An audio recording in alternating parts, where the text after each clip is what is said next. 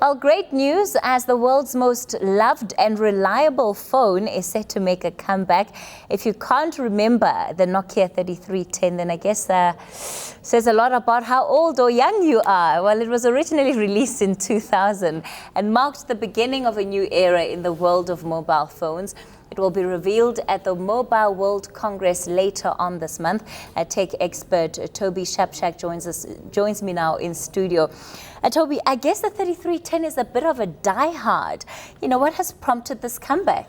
Well, it's still speculation, I have to say at the outset. But nonetheless, what this has shown us is just how much love still exists for Nokia as a brand and for the iconic phones of the various eras when Nokia was selling 2 out of 3 phones in the world. And the 3310 was a very beloved phone. It stood out from the crowd because it only had one button. It was really tough. I think it had a week-long battery life. Some say it could survive the apocalypse. Well, exactly, I mean, it was just a tough, hard-wearing phone. It had a very simple operating system, very basic. You could search for contacts, send SMSs, do a few other odds and ends. But arguably the most important thing that it gave to the world was a little game called Snake.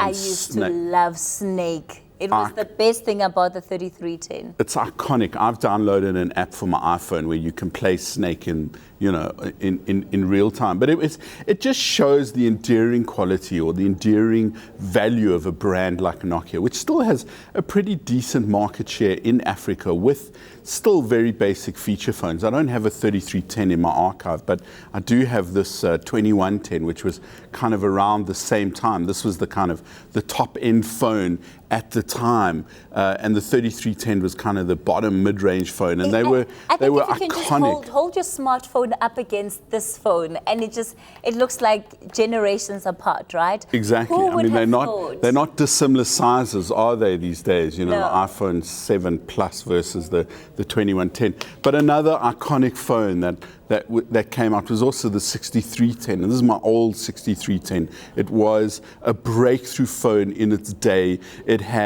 You could store multiple contact numbers and even an email address under one contact. You could send emails. You had to send them through the SMS feature. It had this newfangled thing called Bluetooth, so you could use a Bluetooth headset or a Bluetooth car kit, and it had GPRS, the very first and most basic of the data mechanisms or data protocols to send information, data via your phone. So, the 3310 was just iconic. Nokia sold a gazillion of them. Now, the figures are disputed, but they sold, hundreds of thousands, tens of millions of this single phone. It got upgraded. There was the ability to click on little face covers so you could personalize it, customize it with different covers, and it endures in the popular imagination. Just you can see in the last day since leaks emerged that this would possibly be launched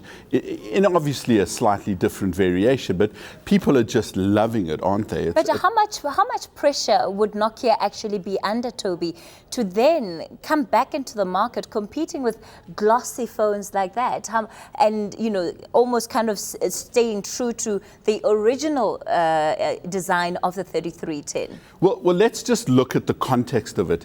Nokia sold the company, Nokia itself sold the brand Nokia and its handset division to Microsoft under former CEO Steve Ballmer.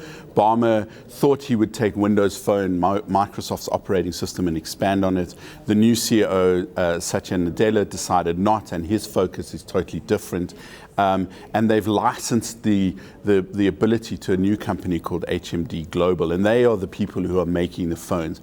Nokia still has, I was speaking to someone last week about the market share Nokia still has in Africa for those very basic feature phones, those $10, $15 phones, or up to $30 phones that people still use, firstly because they're cheap, secondly because they have a good battery life, and thirdly they just carry on working.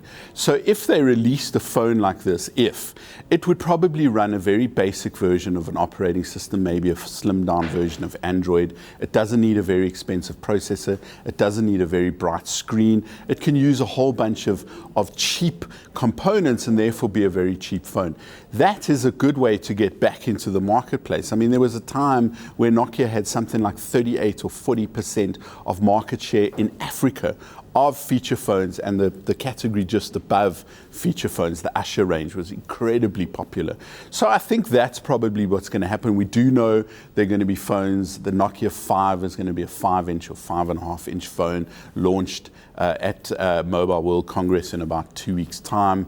And that will be obviously their play in the Android space. And maybe they're going to introduce this feature phone just to remind people that they're around and to capture the bottom of the market, who will ultimately upgrade to a smartphone, or a smallish smartphone, or a cheap smartphone. And of course, they're going to stick with a brand they know. There's a reason we all still love a brand like Nokia and the 3310, and that there's just been such an outpouring of emotion and sentimentality for this phone that for many people was their first ever cell phone. Yeah, well, we'll have to wait and see whether or not people are going to go out and get themselves a 3310 once it does relaunch. I know lots of people also liking the option of having a phone that perhaps people won't necessarily want to steal. So you're more free with it if you're walking around in public. Tech expert Toby Shapshak in studio with me. Your sport and your weather are coming up in a moment.